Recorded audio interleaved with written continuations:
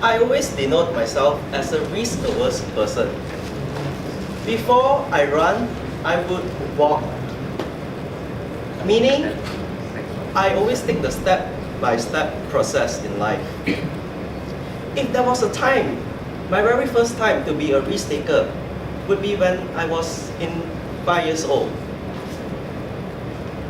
Back then, my parents, they are from Ipoh, they came all the way to Petaling Jaya, PJ, they rented a small house to look for job opportunities here in PJ.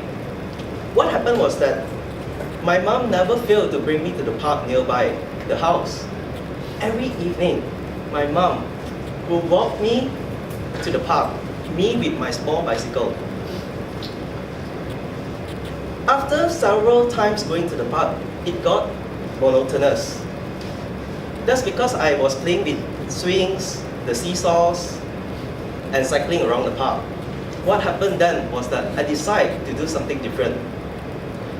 What I did was, I cycled up to the hill, I stopped there for a few seconds, I looked down, how steep from the top of the hill to the ground. And what I did was that I zoomed all the way down to the ground. I have fell a couple of times, there were a lot of cuts and bruises on my body. But dear friends, that is the thing. I remember very vividly from the top of the hill, zooming down for the very first time. It was very exciting, it was very thrilling. That makes me remember from that day up to now, 30 years later on, I still remember it on my mind. Thus, my question to you would be, are you a risk taker or are you a risk-averse person? For you know, in economic terms, the lower the risk, the lower the return, the higher the risk, the higher the return. Back to you, Madam President.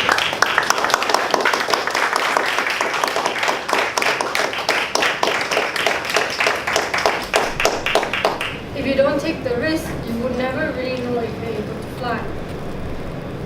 Good evening, fellow members and guests. Good evening. Good evening. How are you feeling tonight? Good. What? Great. Tired? Well, okay. Glad to have you guys here today. How many of you are still living with your parents? How many of you are living alone? How many of you have come to a foreign place and had to survive on your own?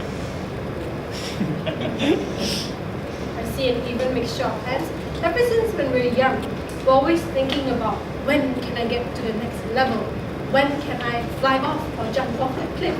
When we were young, we couldn't wait to graduate into secondary school. And when we were in secondary school, we couldn't wait to get that freedom to go into tertiary education. And we finally graduated, we think, yes, I got a job, I got money, I got the freedom and the liberty. We're always looking forward to jump off that edge because that's when we think we'll fly. But I'm here to tell you, or to remind you, that most of us think that we're living a life of freedom, but it's not as easy or simple. When we go to work, we start.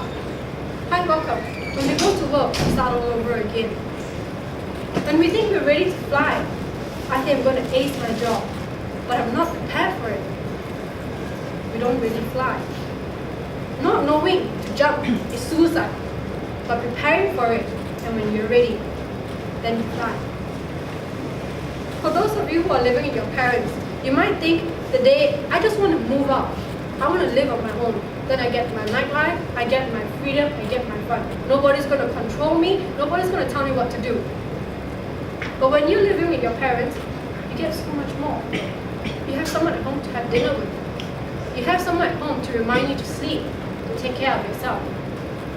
Thinking of wanting to jump off the edge to fly may lose a few important things. So my encouragement or my reminder to you is to be steadfast in your decisions before you make the decision to fly.